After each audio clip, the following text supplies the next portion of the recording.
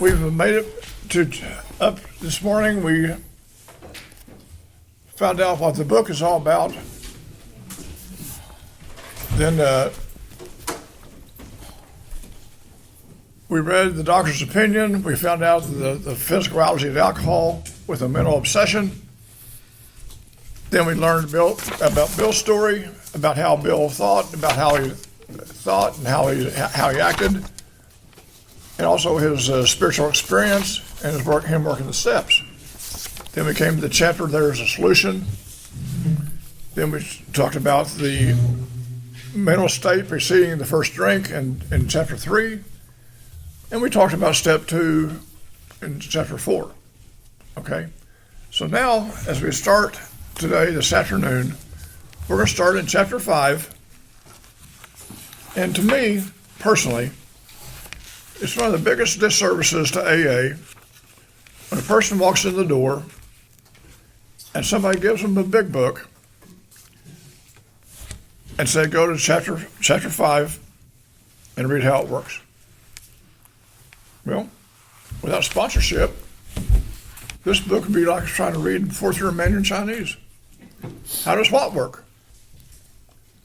So that's why it's so important to realize this, that sure, this chapter is vital. It contains a lot of information. But without somebody guiding you through this, it's going to be hard to read. Okay? So in chapter 5, every meeting I've been to since I got sober, we all started with reading this portion called How It Works. So if let's go ahead and read how it works, and we'll start there.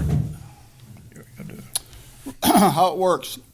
Rarely have we seen a person fail who has thoroughly followed our path. Those who do not recover are people who cannot or will not completely give themselves to the spiritual program. Usually men and women who are constitutionally incapable of being honest with themselves.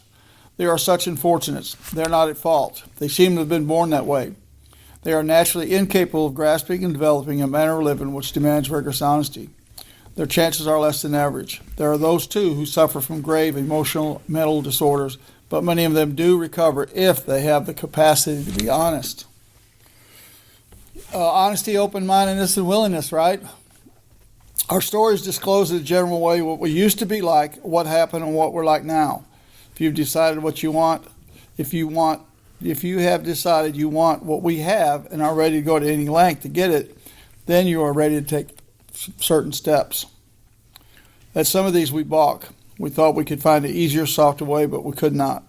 With all of our earnestness at our command, we beg of you to be fearless and thorough from the very start. Some of us have tried to hold on to our old ideas, but the result was nil until we let go absolutely.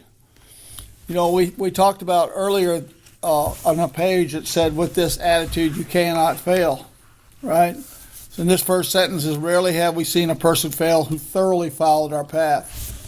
So, I want to, there's a couple of things that I liked out of this whole deal is, first thing it tells me is I can recover, right? And then it keeps telling me and reminding me all along the way about being recovered, right? And it lets me know with small bites, how do I reach that recovered spot, right? It's like Bill explained, we heard the mind, the body, right? You have the spiritual, right? I need all those things to bring about this change.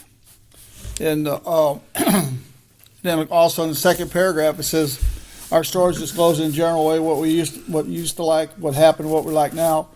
And that's that's what I explained to the new guy. This is what we, it's like what we used to be like, right? If I do a speaker night or whatever, then that's what what I used to be like, what happened and what I'm like now. But I like to stay in the what I'm like now, right? Because we all know what it took to get there. And also, we share in a general way. I let my sponsees know that, not everything gets blowed out in a meeting, right? We talk about two things in a meeting. One of them is God, and the other one's recovery. The rest of the stuff goes to the sponsor. That's right. You know, and so there's just some things here. You know, it says we beg of you to be fearless and thorough from the very start. Well, absolutely. You know, because if we can get the new guy at the very front, right, then maybe we can get him into the message fast enough that he doesn't get into this constant back in and out, in and out, in and out, in and out.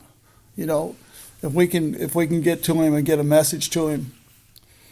To talk about a window of opportunity, I'll ask a guy, well, how long can you go without having a drink? Well, you know, they'll say 4 days or 7 days. That's my window of opportunity.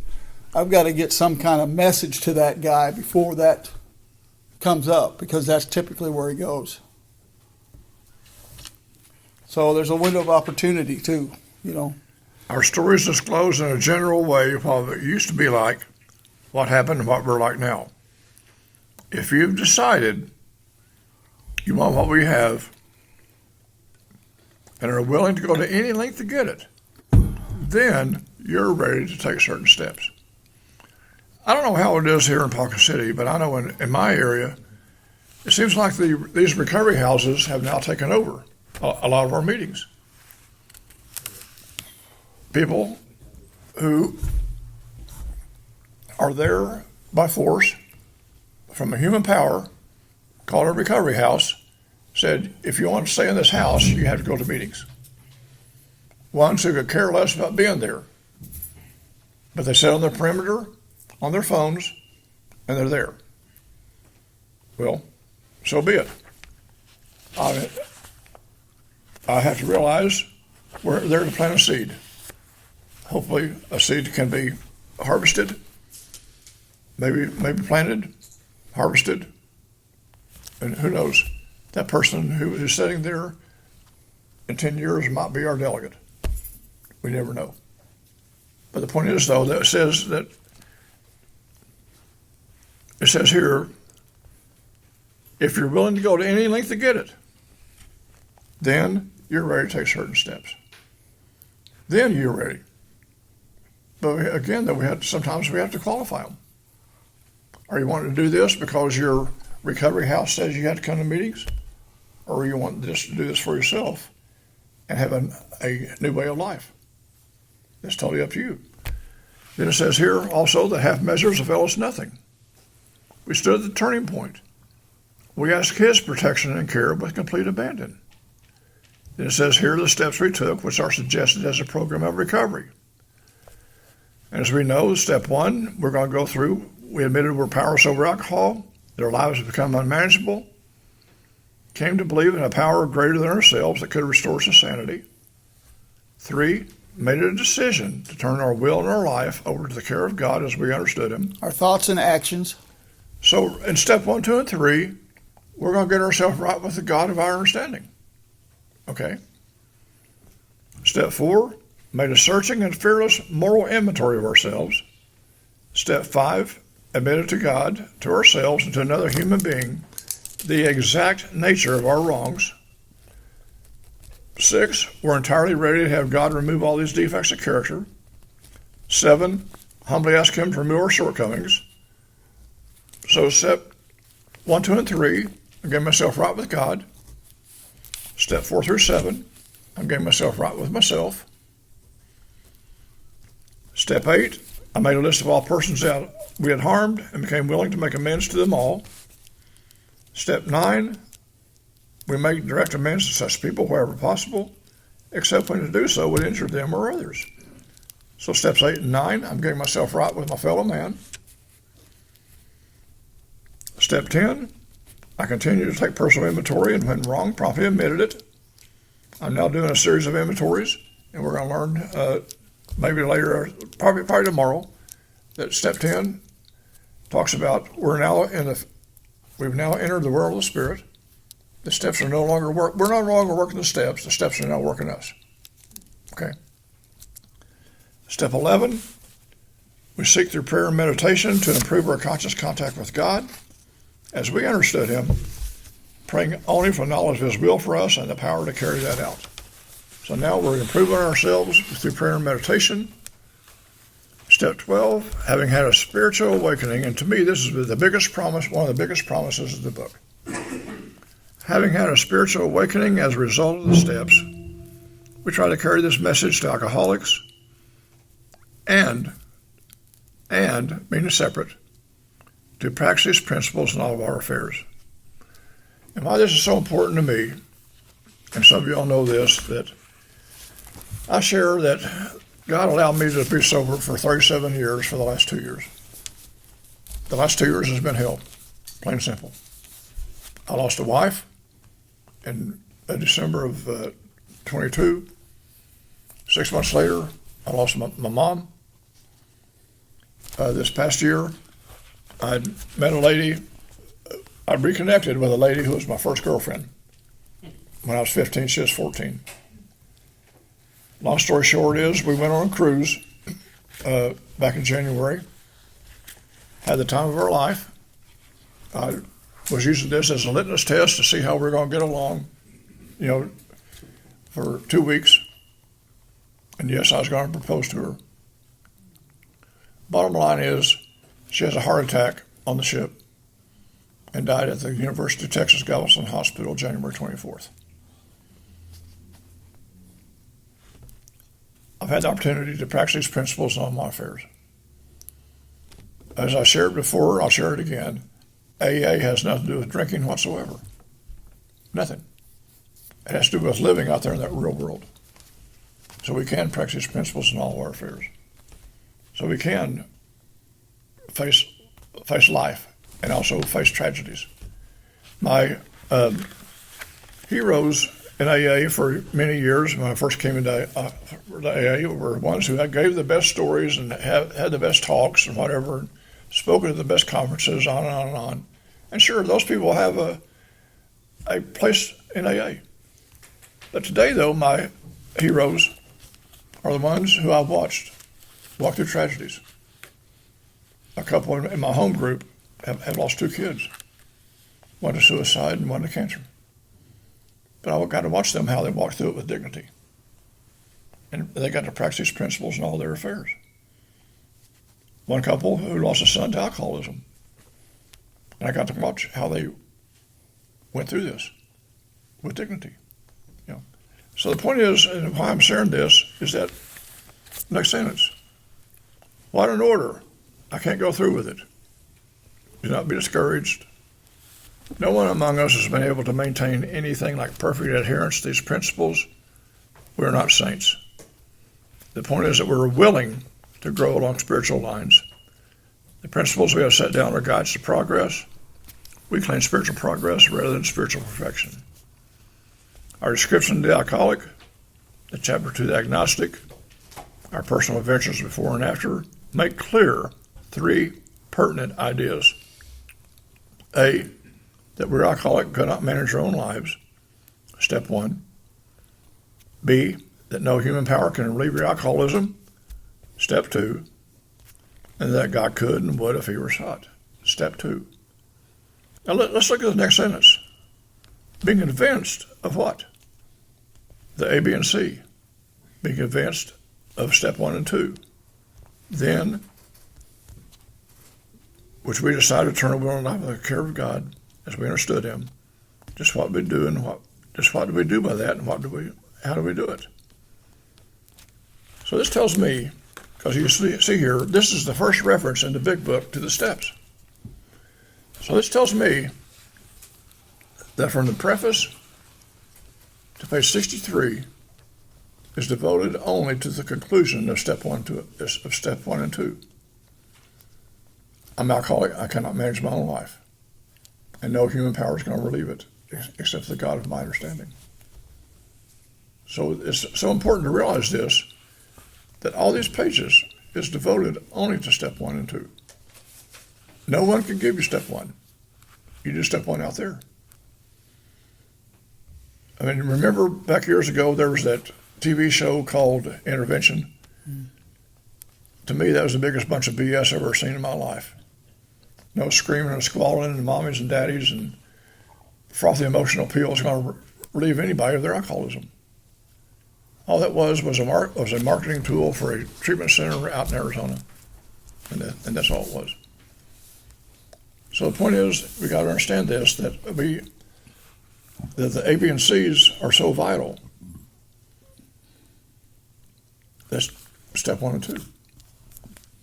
Then we get into step 3, which we're going to learn talk more about. But this is the first reference to the steps. Okay. So again, this tells me that step 1 and 2 is conclusion steps. But we concluded, though, through the reading of all this. Okay. I just want to bring up, sometimes, I'll be in a meeting and I'll hear it's progress, not perfection. That's not what the book says. Spiritual progress, spiritual perfection. It's a spiritual program of action. We're going to have to do some spiritual stuff. So it's important for me to keep that in there, because it says spiritual progress. Progress and spiritual progress are two different things. That's right. And when we take the spiritual out of it, well, that's exactly what we do. Take the spiritual out of it, and I put myself in that spot. And I'm not supposed to be doing that. All right, you want me to go get over here on page 61? Yeah. Okay. What usually happens, the show doesn't go off very well. He begins to think life doesn't treat him right. You ever think that? He decides to exert himself more. Push on doors that aren't opening. He becomes on the next occasion still more demanding or gracious, right? As the case may be, right? I'll wear whatever hat I need to wear to get what I want from you. Still, the play does not suit him. Admitting he may be somewhat at fault, he's sure that other people are more to blame. He becomes angry, indignant, and self-pitying. What is his basic trouble? Is he not really a self-seeker, even trying to be kind? Is he not the victim of a delusion that he can wrest satisfaction and happiness out of this world if he only manages well? I learned that I'm not a very good life manager. Is it not evident to all the rest of the players that all these things he wants? And do not his actions make each of them wish to retaliate, snatching all they can out of the show?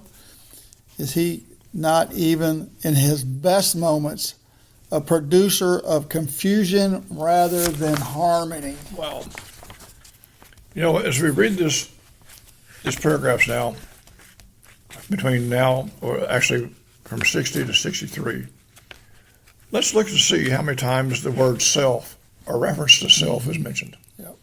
Okay. Yep. Almost every paragraph and almost every sentence. Yep. It says our actor is self-centered, egocentric, as people may call it nowadays. He's like a retired businessman who lolls in the Florida sunshine in the winter, complaining of the sad state of the nation. The minister who sighs over the sins of the 20th century, politicians and reformers who are sure all would be utopia if the rest of the world would only behave. The outlaw safecracker who thinks society has wronged him, and the alcoholic who has lost all and is locked up. Whatever our protestations are not, most of us concerned, look at this, with ourselves, our resentments, and our self-pity. Amen. Now let's look at this next sentence, this next paragraph, please.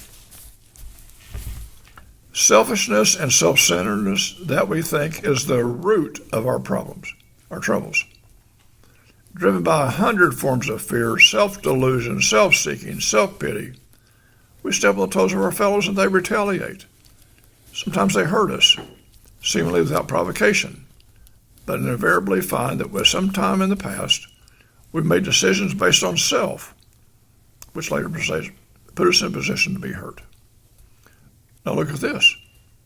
So our troubles, we think, are basically of our own making.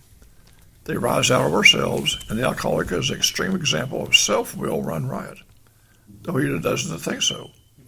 Above everything else, we must be rid of this selfishness. We must, or it kills us. God makes that possible. And there's often seems no way of entirely getting rid of self without his aid.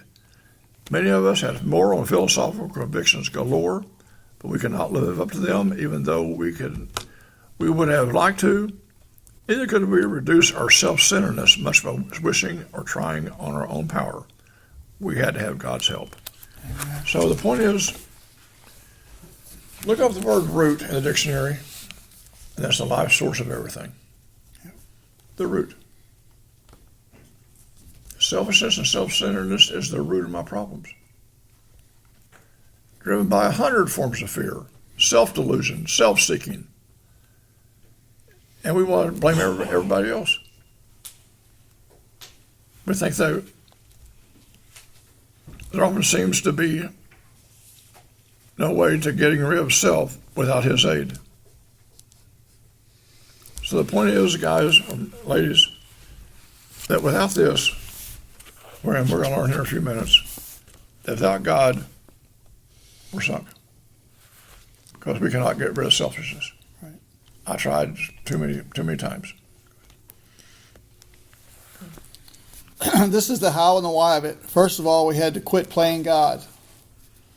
It didn't work. Next, we decided that hereafter in the drama of life, God was going to be our director. He is the principal, we are his agents. He is the father, we are his children. Most good ideas are simple, and this concept was the keystone of a new and triumphant arch through which we pass through freedom. So I was encouraged to take that paragraph and get right down the definition of God, director, principal, agent, children. And that paragraph explodes, right? It tells me a whole lot more. And also the keystone. You know, we keep hearing about a foundation stone and a cornerstone, right? Just keep that in mind, because here in another chapter or so, we're going to wind those stones all together. You know, me playing God and acting and doing what I wanted to do is what got me here. You know, by the change that's happened in my life is how I can live to help you when you get here, and to help me live out there, right? When we this is the first thing my very first sponsor read to me. And also, these are what's called the third step promises. Right. Okay.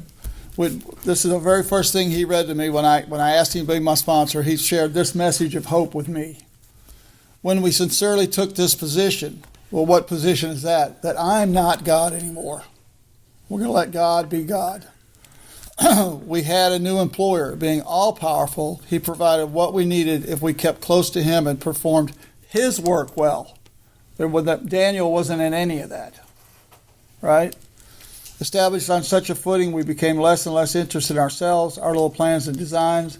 More and more, we became interested in seeing what we could contribute to life as we felt new power flow in, as we enjoyed peace of mind, as we discovered we could face life success. What? Life successfully? What, are you kidding me? As we became conscious of his presence, we began to lose fear of today, tomorrow, and the hereafter. We were reborn. Wow. Where can you go at 40-some years old and be reborn? Alcoholics Anonymous. That's right. Now, you notice here, it says we're now at step 3. Yes, we are. So we're going to do a prayer here, and we're going to do it in unison together, if you like. If you don't want to pray it, that's fine. But we're going to ask you to join with us as we do this prayer, okay? It said, many of us said to our Maker as we understood him, God, I offer myself to thee to build with me and to do with me as thou wilt. Relieve me of the bondage of self, that I may better do thy will. Take away my difficulties, that victory over them may bear witness to those I would help of thy power, thine love, thine way of life. May I do thy will always. Okay, so now we've done the third step prayer, all right? Says we thought well before taking this step, make sure we were ready, that we could at last abandon ourselves utterly to him. What would happen if that sentence was before that prayer? I would say, well, wait a minute, I'm not quite ready yet, but maybe tomorrow, maybe next month, you know what I mean? And also you see there, it didn't say one word about alcohol. Because I'll share this again, that after I'm alcohol-free for 3 to 5 days, I'm as physically sober as I'm ever going to be in my life. So alcohol is not my problem. It says here that my selfishness is. I just asked for God to relieve from me the bondage of self. Yep. Relieve me of the bondage of me. So I can get out of the way and let God take over. Okay. So with that in mind, we did this. Now let's look at that last paragraph on this page, on page 63. Can we start with this Next. This was? Next. Okay. Next, we launched out on a course of vigorous action, the first step on which is a personal house cleaning, which many of us had never attempted. Though our decision was a vital and crucial step, Step 3. it could have little permanent effect unless at once followed by a strenuous effort to face and get rid of the things in ourselves which had been blocking us. Our liquor was but a symptom. We had to get down to the causes and conditions, right? Liquor was a symptom, right? It wasn't the problem, it was a symptom, right? And if we want permanent recovery, we're going to have, this permanent effect, right? So there could possibly be a timeline to do these steps here, if we look at it. Because if I remember correctly, back in the day, they had an upper room. And you had to go to the upper room before you could get into the big meeting. And in the upper room, you did 1, 2, and 3 with 3 or 4 different guys that were up there, but went there up there with you, right?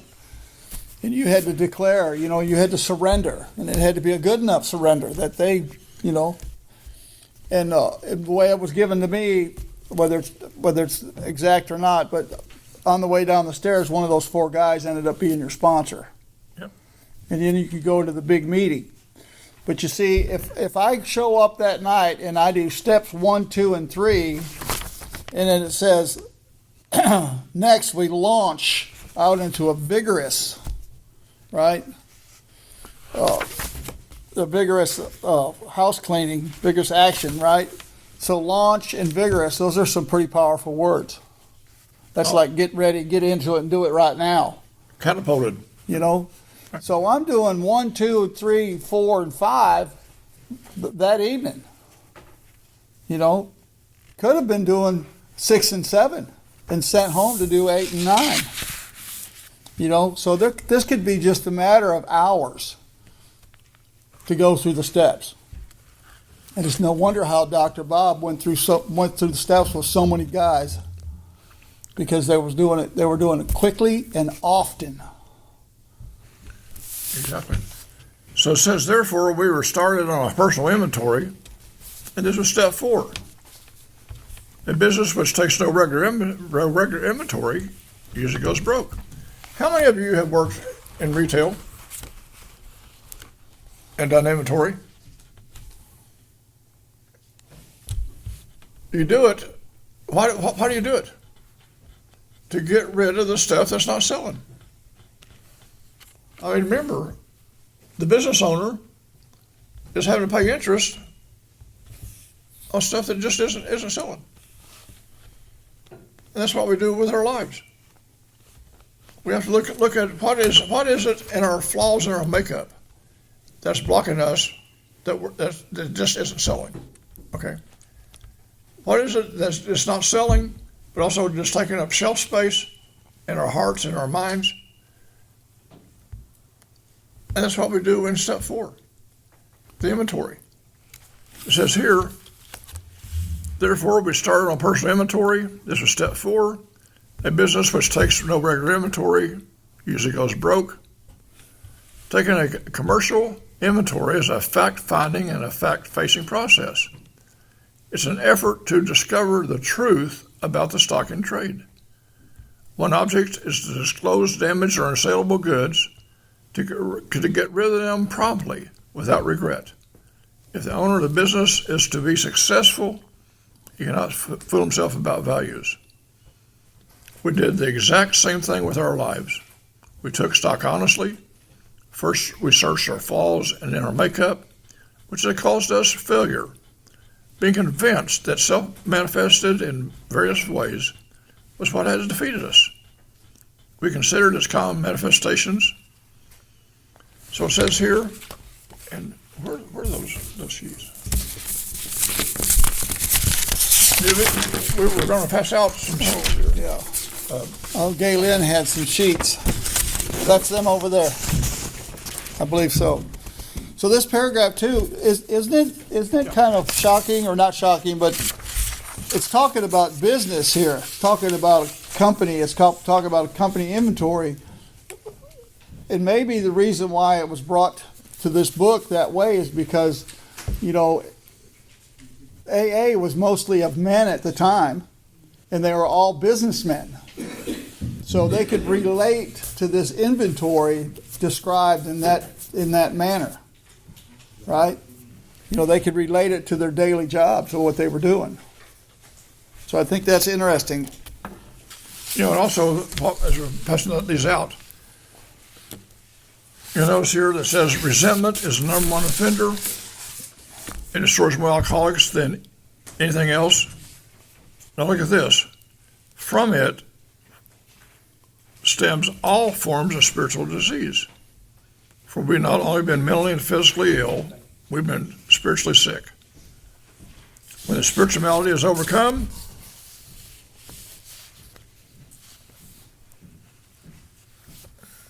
Straighten out mentally. we straighten out mentally and physically. In dealing with resentments, we put them on paper. Okay, first of all, before we do that, let's look the word resentment. Clay. You guys need. Okay. I'm going to have to write Jim on my first column. We look at the word resentment. Comes from the Latin word centre, S-E-N-T-R-E, which means to feel. You put the letters R-E on that, again, to feel again. This is a 16-ounce bottle of water, okay? I pick it up and hold it out here like this. Immediately, I feel it. If I hold it out here for 5 minutes, it's going to get heavier. If I hold it for 30 minutes, it's going to get real heavy. If I was to hold this like this for 24 hours, it's going to rip every nerve, fiber, tendon, muscle in this arm. It's going to destroy it. That's resentment. R-E, again, century, feel. To feel again, old hurts, old angers. And I'm sure you've probably heard this analogy, and I'll use it. I stole it from Charlie Parmley. Some of us are football fans,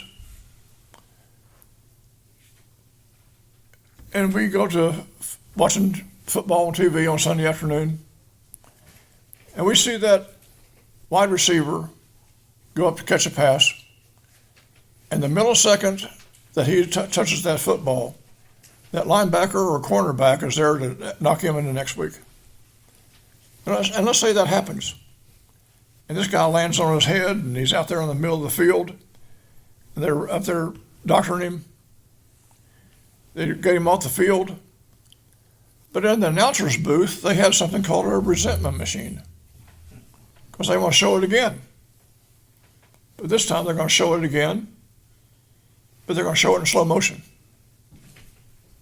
And it looks worse. 5 minutes later, the guy's already back out on the field. But the announcer wants to show it again. But this time you can see the pain in the guy's face as he's being hit. Over and over and over. Old hurts, old ideas, old angers that we just continue to fester and fester and fester. That's resentment. Okay? It says here, is the number one offender. It destroys more alcoholics than anything else. From it stems all forms of spiritual disease. For we've not only been mentally and physically ill, we've been spiritually sick. When spirituality is overcome, we straighten out mentally and physically. Okay. Your first sheet is on resentment. It's spelled JIMBARNES, just in case y'all need to do it too. It says here, now look at this first column. The first column, it says, who did we hurt? We listed people, institutions. Oh, Easy, Jim. We're not there yet. I was in the wrong one. Pardon me. The red one is resentment. Yeah, okay. There we go. It says, who did I hurt? Or I'm resentful at. who am I resentful? Hang on just one second. I'm having trouble here. Do I have the right? Ah, there it is. Oh, here's is in red. There's all yours. It says, who am I resentful at? It says here, right here, that we listed people, institutions, or principles of which we are angry. And we do this vertically, okay? We start with a list and start listing people, institutions that we're angry at, okay? And we do it vertically. Because if I did it horizontally, every one of them, by the time I got to the fifth column, I'd be blaming them, okay? So it's very important to remember this. And then it says, the next column, the cause. It says here, why were we angry? Third column, you'll see it says our self-esteem, our pocketbooks, our ambitions, our personal relationships, including sexual hurt and threatened. We were burned up. On our grudge list, we said opposite each name was our self-esteem, that's the fourth column, our security, our ambitions, our personal sexual relations, which have been interfered with. Now, you notice we're going to look here at this example. I even have a T-shirt that said, Brown needs his ass kicked. Because if you notice here, look here. It gives Mr. Brown his attention to my wife of my mistress. Brown may get my job at the office. Does it say one word about writing down your life history? Does it say one word about, was I potty trained backwards? Did it say one word about my mama not loving me? These are just bullet points. We're getting down to causes and conditions. As to why. What does it affect? Well, with Brown, naturally it affects his sex relations. Naturally it affects his self-esteem. Naturally it interferes with his sexual relations because he told his wife of my mistress. Miss Jones, she's a nut. She stubbed me. You see, Ross said, this is not about life history. This is about the current stock and trade. Okay? This is not about, all that psychological mumbo jumbo. This is actual seeing what is going on right now in my life that is blocking me from God. Okay? Go ahead. All right. So, of course, we see fear on that too. There's another inventory for the fear, so we'll talk about that then. So we went through our lives, nothing counted but thoroughness and honesty. When we were finished, we considered it carefully. Firstly, since it was apparent that the world and its people were often quite wrong, to conclude that others were wrong was as far as most of us got, because I always blamed everybody else. So I didn't have to go into my stuff because it was your fault. The usual outcome was that people continued to wrong us and we stayed sore. Sometimes it was remorse, and then there was sore at ourselves. But the more we fought and tried to have our own way, the worse matters got. As in war, the victor only seems to win. Our moments of triumph live short. It is plain that a life with deep resentments leads to only futility and unhappiness. To this precise extent that we permit these, do we squander hours that we might have been worthwhile? You know, how many times did I sit on the front porch going, that son of a gun? Exactly. If he went, brass, or fresh, and double cross, and, stab his tire or whatever, right? How much time did I waste doing that? Back and forth, in and out of my mind. But with the alcoholic, whose hope is the maintenance and growth of a spiritual experience, this business of resentment is infinitely grave. We find that it's fatal. Right? It'll kill us. There's another book, Basic Instructions Before Leaving Earth, that tells us that this was sickening. It's a sickness that will eat us from the inside out. For when harboring such feelings, we shut ourselves off from the sunlight of the Spirit. The insanity of the alcohol returns, and we drink. And with us, to drink is to die. Exactly. Right? Because I know what'll fix anything. And that's right back to what I was doing, because it would even fix a good day. It would fix a bad day, right? Hell, I used to get drunk because the neighbor had a flat tire. It didn't matter, It says here, if we were to live, we had to be free of anger. The grouch and the brainstorm were not for us. They may be the dubious luxury of normal men, but for alcoholics, these things are poison. And like Daniel said, my first marriage, 6 months after we got a divorce, 6 months the day it was legal, she married my best friend. I learned later that it was planned from the very start. I cannot describe to you the bitterness I felt. The resentment, the anger. When I'd be at home by myself, drunken Cooter Brown, trying to think ways about how I was going to get even with them. Mm-hmm. And they were home asleep. Didn't care. Could care less. That right there is how this gnawed at me and gnawed at me and gnawed at me. But then other situations like that, that's just one example. But here we see on page 67, or actually 66, bottom paragraph. So we turn back the list again, for it held to the key to the future. Prepared to look at it from an entirely different angle. We begin to see the world and its people really dominated us. In this statement, wrongdoings of others. Now look at this. Fancied or real. You mean I create some shit? Really? Oh, man. Not me. Oh.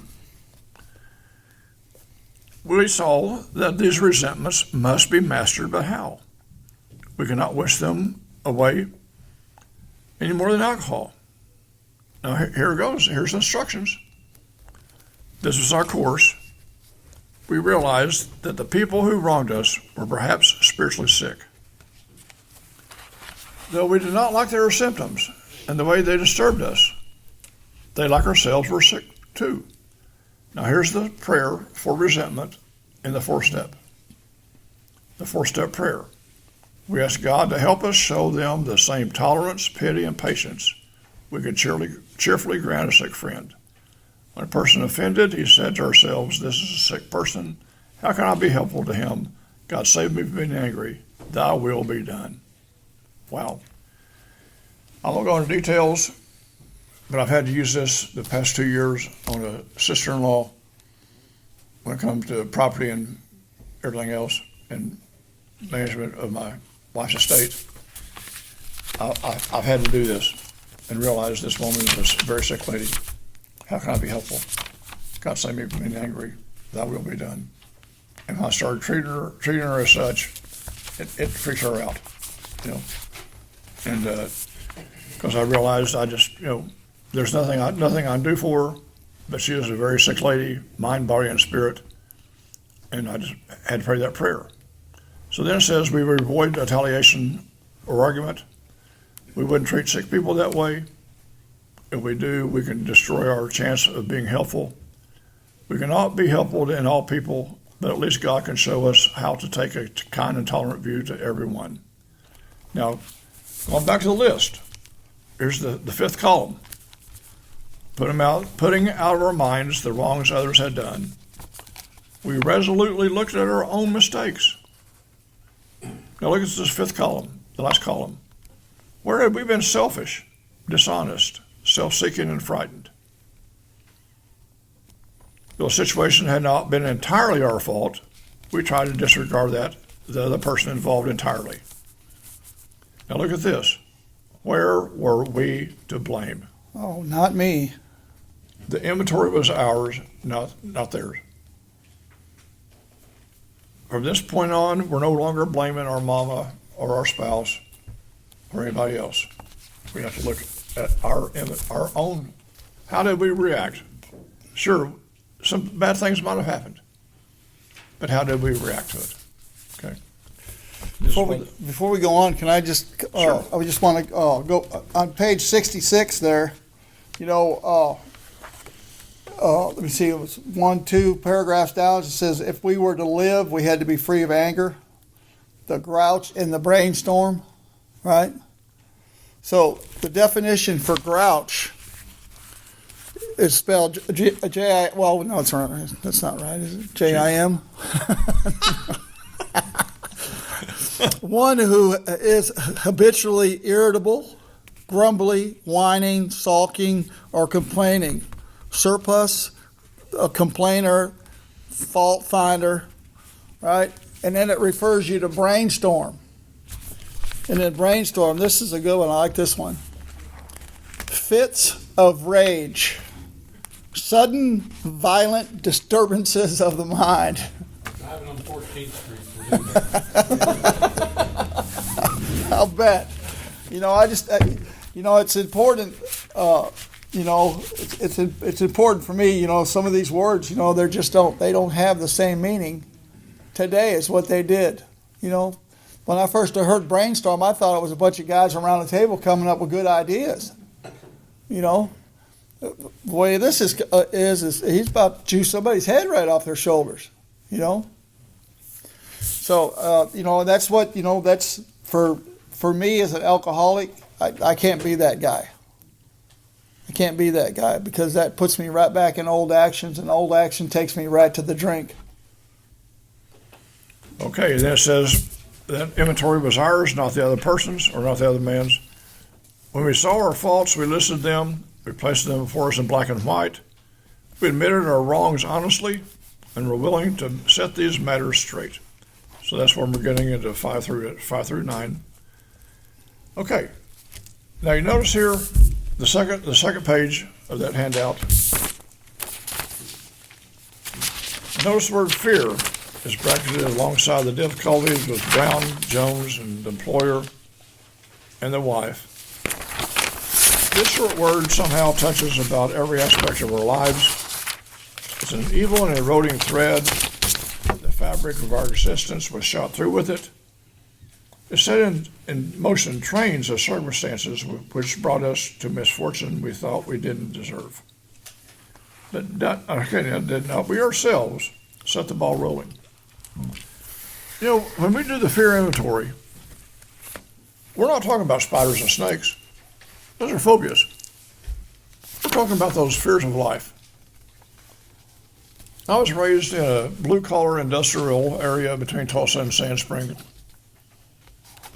a very tough part of town. And out there were two kind of guys. Those that chased and those that got chased. I was not going to be chased. I remember when I was 12 years old, there was a skating rink in Tulsa that would, about once a month, would have big dances of these nationally known people coming to Tulsa, and they'd put on a concert and a dance, whatever, at this skating rink.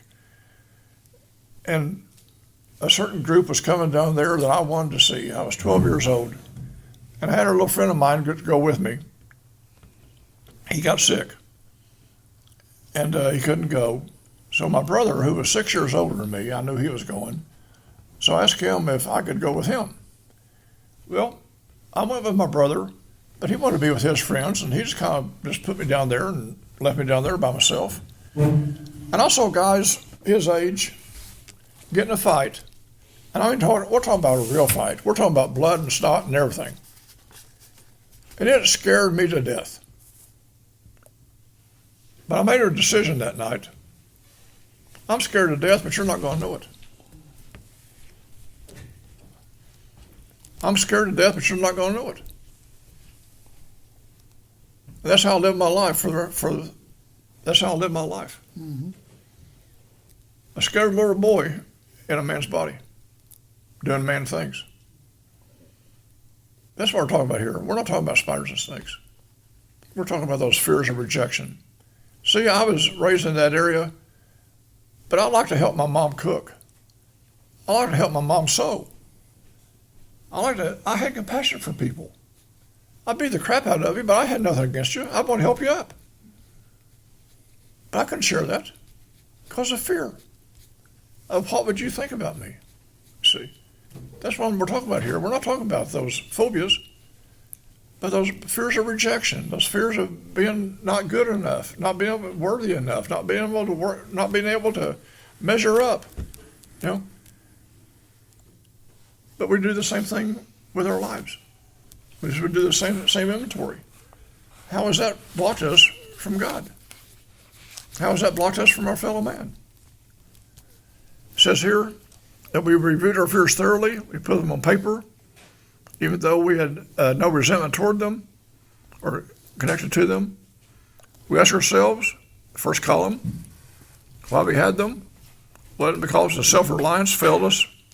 Self-reliance was good as far as it went, but it could not go far enough.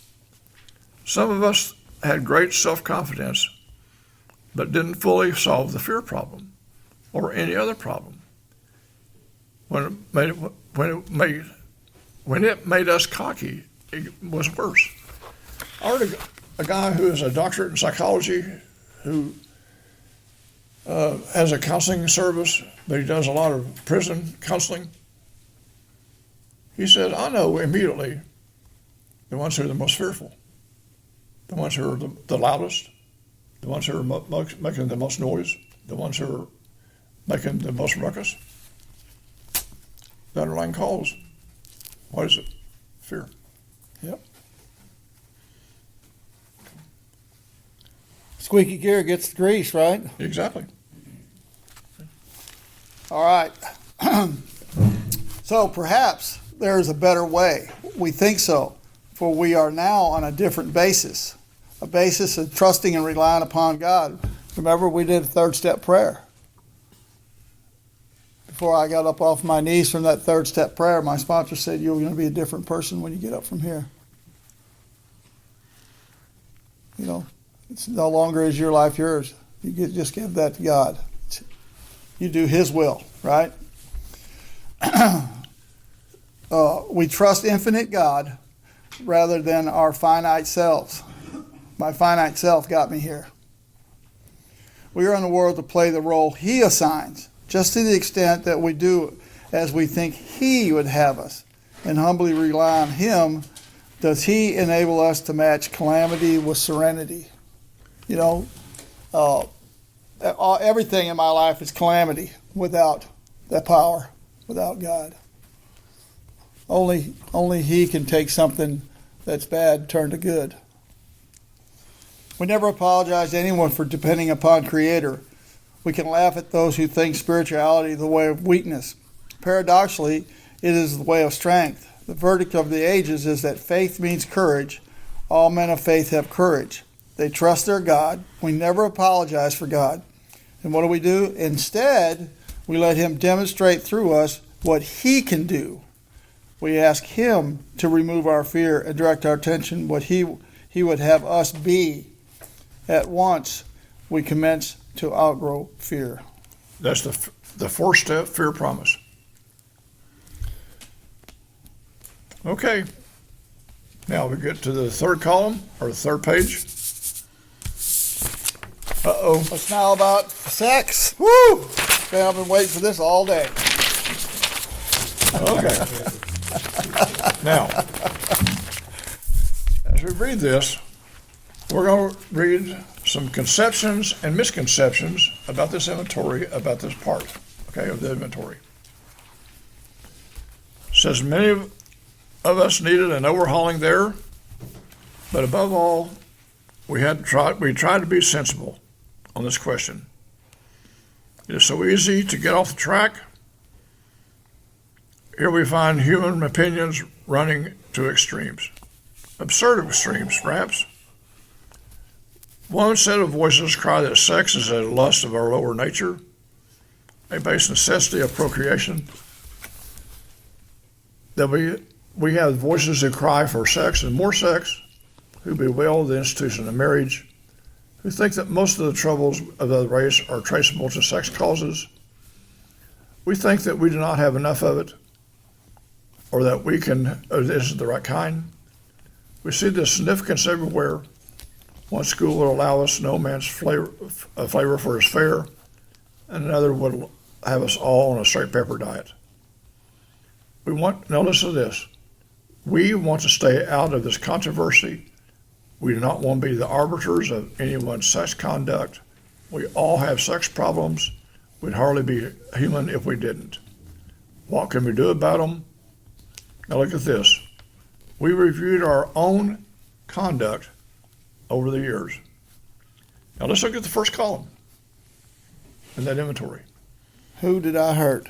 Where had we been selfish, dishonest, or inconsiderate? Who had I hurt? It does not say one word about who, what, where, proposition, or obnoxious on the bedpost. It says, who did I hurt in the process in this area of my life? I have no idea how this all started now. There's one guy who had a 4-step guide that's over 600 questions just about the sex. What difference does it make? Who did I hurt in the process? That's all we're asking. Yeah. We don't care what you did. We don't care about your conquest, who you did it with, and how many times. That has nothing to do with this. It says here, did we unjustify or arouse jealousy, suspicion, or bitterness? Where were we at fault? What should we have done instead? We got this down on paper and looked at it. In this way, we try to shape a sane and sound ideal for our future sex life. We subjected each relation to the test. Was it selfish or not? We ask God to mold our ideals and help us live up to them. That's the first prayer for sex on the inventory. We remember always that our sex powers were God-given and therefore good, neither to be lightly or selfishly, neither to be despised or loathed. Whatever our ideals turn out to be, we must be willing to grow toward it. We must be willing to make amends where we have done harm, provided we do not bring still more harm in doing so. In other words, we treat sex as any other problem. In meditation, and here's the second prayer for sex on our inventory. We ask God that He would show what we should do about each specific matter. The right answer will come. Now look at this. God alone can judge our sex situation. Counsel with others, the person is often desirable. Now, I'm going to stop right there. It says, if you need counseling, get it. Period. Some of us come into Alcoholics Anonymous who have been sexually abused, men and women. If you need counseling, get it. We're not professionals in this area. The point is that I can only share with you my experience.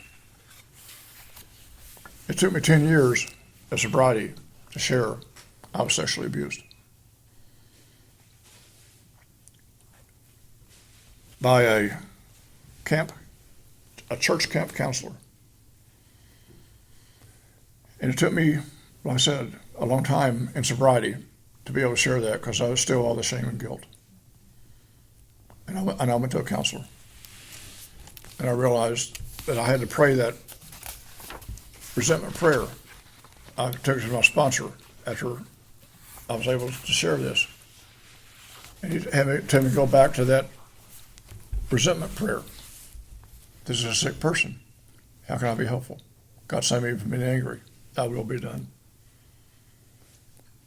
And I said, I read somewhere here recently that people who come into 12-step recovery programs, like 85% have had sexual trauma in their life. But here is a way to get rid of it, that we no longer have to live in it in the past anymore. Mm-hmm. You know, and guys, because I'm going to give you an example. I was at the conference that's coming up next weekend in Eureka Springs, Arkansas. I was there probably about 20 years ago. I heard a speaker named Scott Lee from Nashville, the guy who drank his way out of being a NASA astronaut. And he was talking about being so proud that he had made all of his amends. And he went to his sponsor and said, hey, I've now made all the list. Everybody's on my list on my 9th step or my 8th step. I've now made my amends. And the sponsor said, well, what about those unborn kids from those abortions? And it hit me in the gut. I paid for abortions. I talked to women that got pregnant into abortions. And it said it hit me in the gut. So that night, after he spoke, I got with him. We met the next day there in Eureka Springs. He said, go to your hotel tonight and write a letter to that unborn child and ask forgiveness. And I did. I met him the next day. We drove out in the woods out there in Eureka Springs. I read the letter. He got a lighter. He lit it. Went up. I was forgiven. This is what we're talking about here. Again, I emphasize this. We're not talking about conquest and what we did and how we did it and who we did it with. We're talking about who did I hurt in the process. I have a 47-year-old son I've only met one time in my life. His mom I signed off parental rights. I don't care. I'm the man. So what? It hurt like hell. That's what we're talking about. Well, how did I hurt not only his mom, it hurt me. It hurt her parents, my parents, you know. Mm-hmm. And how this just snowballs. And this fact is, again, I emphasize this. We could care less about what you did or who you did it with. But who did you hurt in the process? So this the paragraph here where he read, we review our conduct. I was encouraged to write the definition for review and conduct on top of the page. And then in that paragraph, there's 9 questions. That little paragraph, right? Where have we been selfish? 1. Where have we been dishonest? 2. Where have we been inconsiderate? 3. Whom had I hurt? 4. Did we unjustly arouse jealousy? 5. Did we unjustly arouse suspicion? 6. Did we unjustly arouse bitterness? 7. Where were we at fault? 8. What should we have done instead? 9. You know, and and then it talks about the sane and sound idea. You know, I was encouraged to write the definition of those words down, because the sane and sound idea is what am I going to bring to the table in the next relationships? Not sexual relationships. What am I bringing to the table? It's not what I like to get, like what I would have. You know what I mean? Tall, slender, blonde. It's not that. It's what is Daniel going to bring to each and every one of his relationships from here forward? You know, am I gonna enter into a relationship and get to know a person, or am I just am I selfishly getting involved here, right? Am I gonna be am I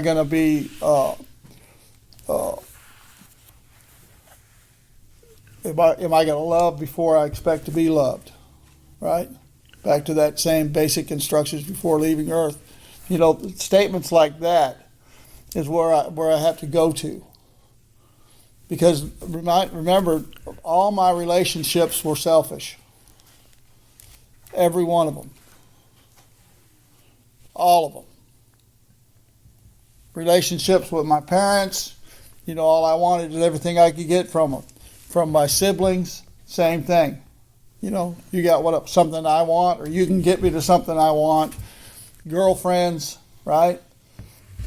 And in all that, you know, I would have a girlfriend and she would have a couple of children. But I would disregard the children completely and only go for the girlfriend because I had, you know, different ideas in mind.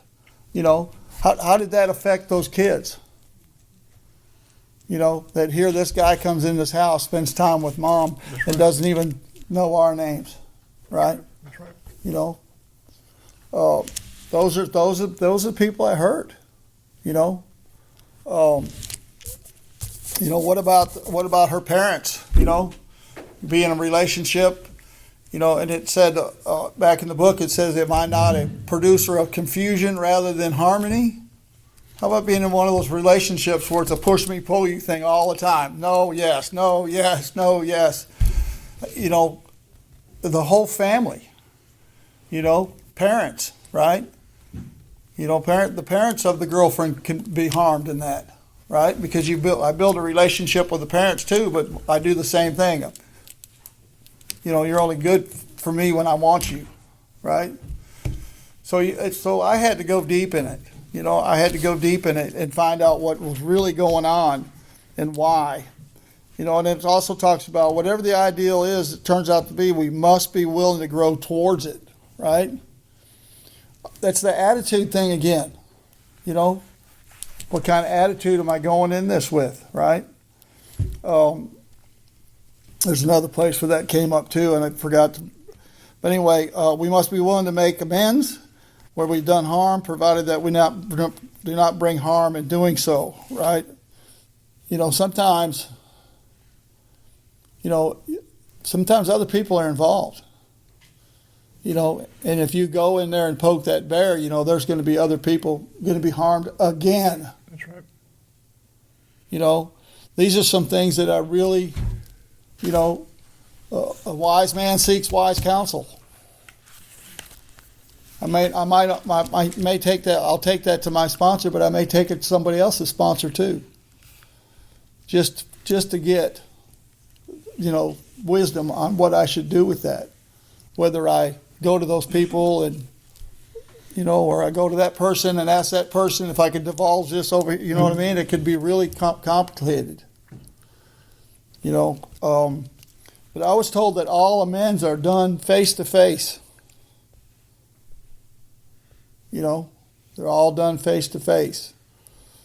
Because, well, that's in 8 and 9. But anyway, I have to be able to do it face to face, and I have to know what I'm talking about. We treat sex as though we would any other problem. what do we do? In meditation, right? We're seeking counsel, right? We ask God what we should do about a specific matter. The right answer will come if we want it. There's the attitude again. If we want it. It says here that God alone can judge our sex situation.